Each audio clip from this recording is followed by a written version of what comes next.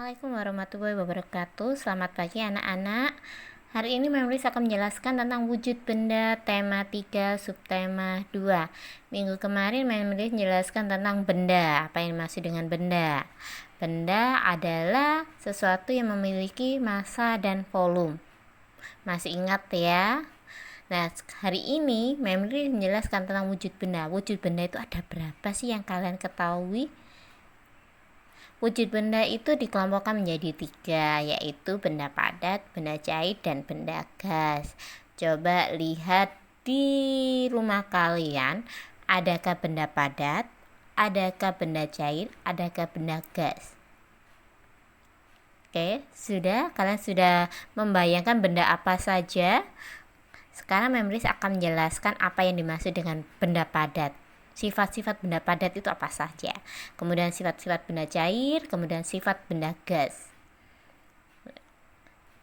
Benda padat memiliki bentuk dan volumenya tetap. Zat penyusun benda padat sangat rapat, memuai jika dipanaskan dan menyusut jika didinginkan, dapat diubah dengan perlakuan tertentu.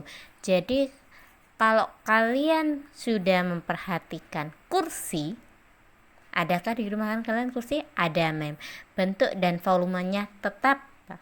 Jika seandainya kursi itu saya taruh di rumah kalian, kamu beli sudah tahun kemarin, apakah sekarang berubah kursi itu? Tetap atau berbeda? Tetap, Mem, kursinya, Mem. Nah, kemudian zat penyusun benda padat sangat rapat. Nah, apakah berongga-rongga? Apakah rapat? Seperti contohnya kayu. Kalau kursi kayu dia kan padat, rapat gitu. Nah, kemudian memuai jika dipanaskan dan menyusut jika didinginkan. Dan ini tidak semua benda padat. Ini biasanya terjadi jika pada kayu. Nah, jika kayu ini jika dipanaskan dia memuai. Dia memuai itu maksudnya mengembang, agak ngembang. Kemudian jika dingin dia menyusut. Nah, kemudian dapat diubah dengan perlakuan tertentu. Nah, kalau benda padat ini mau ditaruh, saya beli, contohnya beli kayu ya. Beli kayu, kemudian 10 tahun lagi dia tetap jadi kayu, dia nggak akan berubah bentuk. Beda lagi kalau Memris ubah dengan perlakuan tertentu. Contoh, Memris pahat, akan bentuknya jadi patung kan. Atau Memris ubah menjadi kursi ya. Itu ada perubahan dengan perlakuan tertentu. Contoh benda padat itu sendiri adalah meja, kursi, boneka, gelas, dan masih banyak yang lain. Ini untuk gambarnya, contoh benda padatnya ya. Itu ada kursi, ada buffet, ada guci, ada batu, itu termasuk. Gelas, boneka itu juga termasuk benda padat. Apalagi, Mem? Banyak, meja, sendok, garpu, sapu, botol, galon, itu juga termasuk benda padat. Tas itu juga termasuk benda padat ya kan. Nah, kemudian benda cair. Benda cair yaitu sifat benda cair, bentuknya berubah mengikuti wadah tetapi volumenya tetap. Zat penyusun benda cair tidak terlalu rapat sehingga masih dapat bergerak. Permukaan benda cair yang tenang selalu datar, mengalir dari tempat yang tinggi ke tempat yang rendah, meresap melalui celah-celah kecil. Ya, bentuknya berubah mengikuti wadah, tetapi volumenya tetap. Maksudnya gimana, Mem? Jadi kok seandainya jika Memris mengisi air, Memris punya satu gayung air ya. Memris yang awalnya bentuknya gayung kan, kalau air diambil pakai gayung, bentuknya gayung kan. Kemudian Memris tuangkan air tersebut ke dalam botol. Apakah airnya berubah bentuknya? Berubah menjadi apa? Tetap gayung atau berubah bentuknya menjadi botol? Botol, Mem. Kemudian Memris tuangkan lagi ke dalam gelas. Bentuknya menjadi apa? Menjadi gelas, Mem. Wah, itu tadi. Jika kita tempatkan di benda yang berbeda, mereka akan membentuk sesuai wadahnya. Nah, zat penyusun benda cair tidak terlalu rapat sehingga masih dapat bergerak. Jika bendanya gini, awalnya kalau kamu buat di botol, air cairan di dalam botol, awalnya kamu dirikan, airnya ikut berdiri nggak? Ikut, Mem, sesuai dengan botol. Jika seandainya botol tersebut kamu baringkan, apakah airnya tetap berdiri? Tidak, Mem, karena botolnya berbaring atau ditidurkan. Nah, akhirnya membentuk kan sesuai. Itu tadi dia bergerak. Kemudian kalau kamu kocok bisa kan? Itu juga bisa bergerak.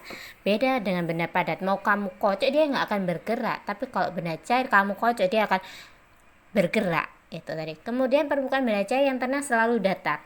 Coba perhatikan air di dalam gelas, air di dalam gelas.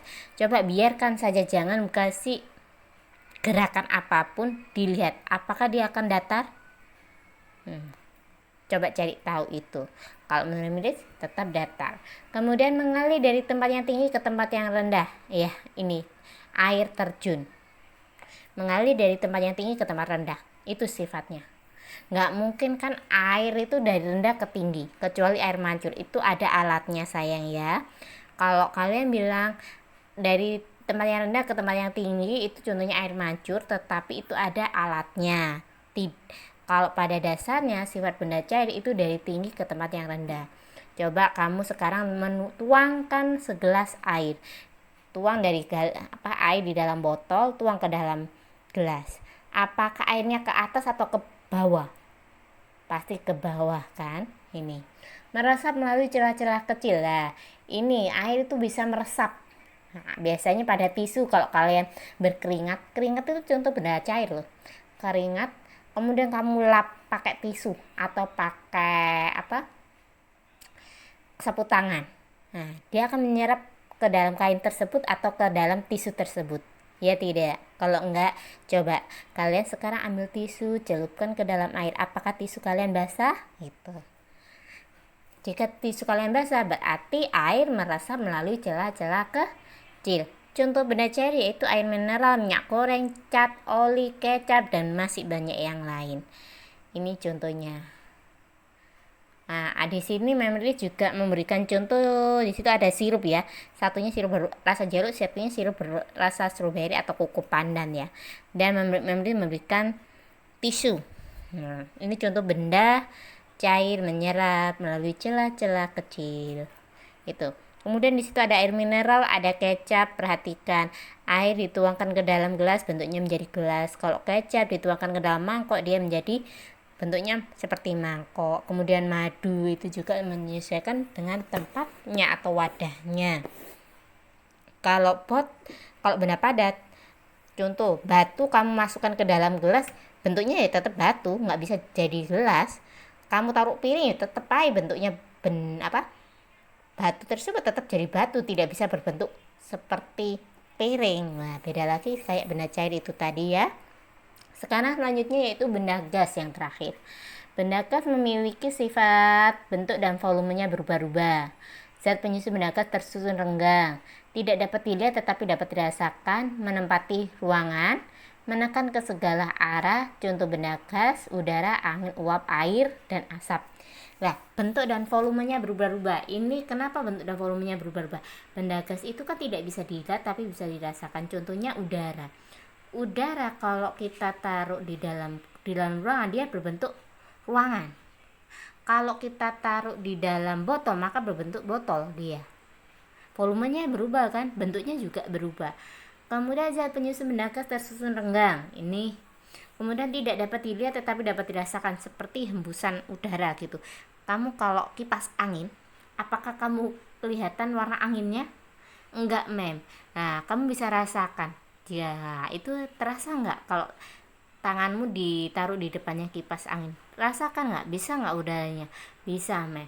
Kemudian menempati ruangan. Nah, itu tadi seperti yang Memory contohkan. Jadi benda gas itu menempati ruangan.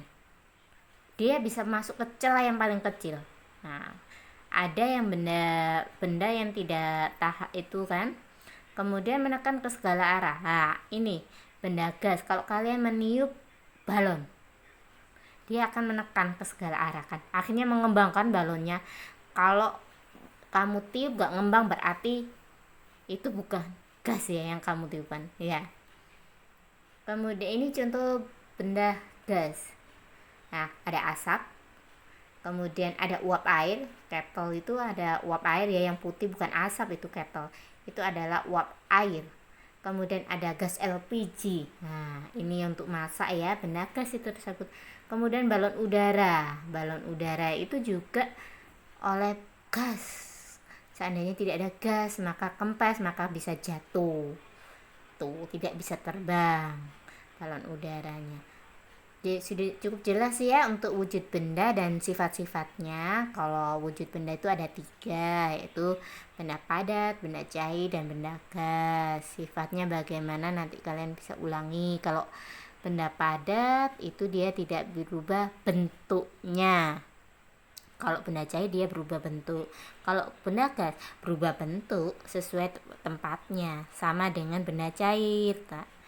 Tapi kalau kemudian apalagi sifat benda padat, kalau benda padat itu tetap bentuknya. Kemudian apalagi banyak lagi ya. Kemudian benda cair sifatnya dari atas ke tempat yang paling rendah, dari tinggi ke tempat yang rendah, mengalir dari tempat yang tinggi ke tempat yang rendah. Kalau gas menempati segala ruang, menekan ke segala arah, itu adalah sifat benda gas. Oke, cukup sekian. Jika ada pertanyaan yang kurang jelas, bisa ditanyakan atau dituliskan di kolom komentar. Saya akhiri. Wassalamualaikum warahmatullahi wabarakatuh.